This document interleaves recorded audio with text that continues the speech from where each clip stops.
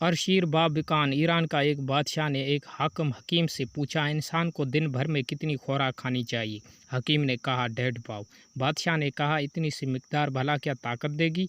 हकीम ने कहा, जहाँपनाह, इंसान की सेहत के लिए इसी कदर काफ़ी है। जो शख्स इससे ज़्यादा खाता है वो ग़िज़ा का बोझ उठाता है।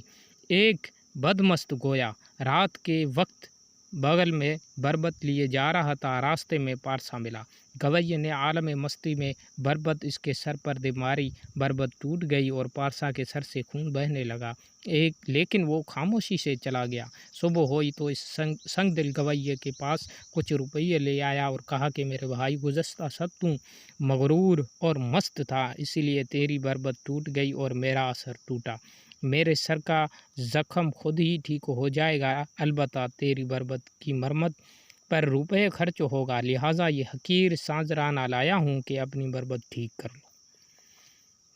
एक शख्स हज़रत दाऊद ताई की खिदमत में हाजिर हुआ और कहा कि फ़िला सूफ़ी को देखकर आ रहा हूँ कि शराब पीकर मदोश पड़ा है। उसकी पगड़ी और जिस्म के कपड़े फ़िक्के से लथड़े हुए हैं और कुत्ते उसके गिर्द जमा है। दाऊद ताई उसकी बातें सुनकर रंजीदा हुए और फरमाया कि भाई, सच्चा दोस्त आज ही के दिन काम करता है, जा उस सूफ़ी को वहाँ ले आ, उसने बहुत बड़ा काम किया है और सूफ़ियों का नाम बिगाड़ा है। हज़रत का इरशाद सुनकर वो शख्स मजमज में पड़ गया और बेचोताब खाने लगा। उसको गिलाज़त से लिथड़े हुए सूफ़ी को हाथ लगाने से कराहट आती थी, लेकिन हज़रत दाऊद ताई का इरशाद भी न टाल सकता था। आखिर तुरंत जाकर उस मदहोश सूफ़ी को कंधे पर ला दिया। जब बाज़ार से गुज़रता तो सारा शहर उस पर बरामद पड़ा।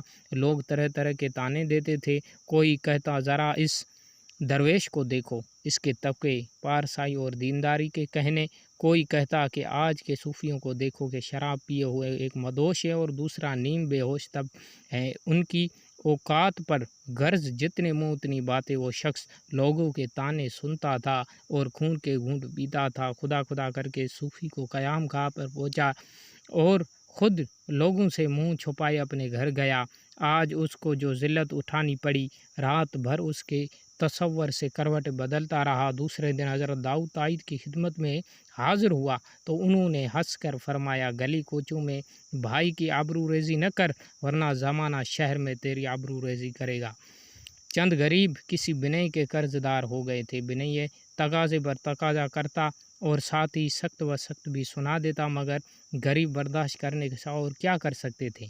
एक दाना ने वाक़े से वाकिफ़ होकर फरमाया, नफ्स को खाने के वादा पर टालना बिनई को रुपयों के वादे पर टालने से ज़्यादा आसान है।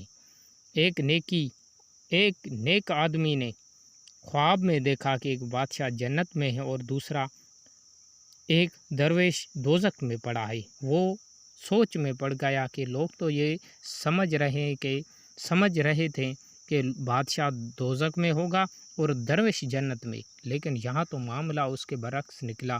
मालूम नहीं इसका क्या सबब है।